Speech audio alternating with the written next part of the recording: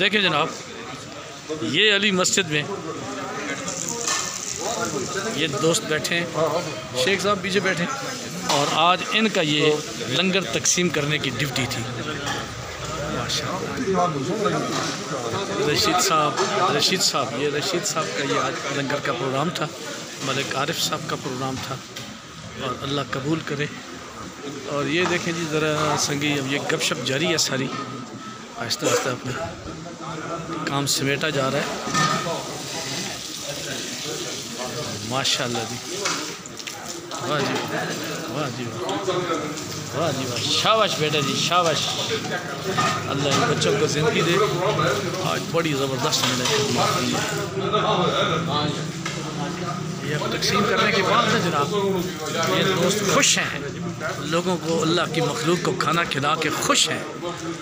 हुजूर की मीलाद के सिलसिले में आज का ये सारा प्रोग्राम था, और अली मस्जिद मेरिया टावर, अली मस्जिद ज़बरदस्त चमकी हुई है और सरकार के ज़िक्र और मोहब्बत के साथ गूंज रही है।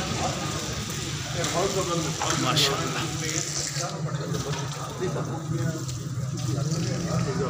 ये मस्जिद की रौनकें इस हद तक नहीं होती, बल्कि मस्जिदों की ये रौनकें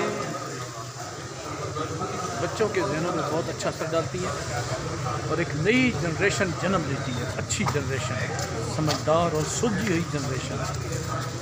जब बुज़ुर्ग इस तरह काम करते हैं तो फिर बच्चों में बड़ा खूबसूरत ज़ौक़ पैदा होता है, और हुजूर की ज़ात के साथ मोहब्बत और लगन के नए जज्बे पैदा होते हैं।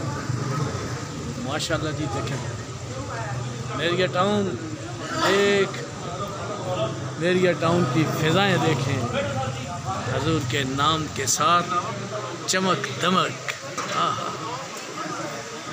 मैं तो मालिक ही कहूँगा कि हो मालिक के हबीब, या रसूल अल्लाह या रसूल अल्लाह या रसूल अल्लाह। ये हुजूर का ज़िक्र है जो मेरिया टाउन की इस मस्जिद को चमका रहा है, ये इनकी मोहब्बतें हैं लोगों की।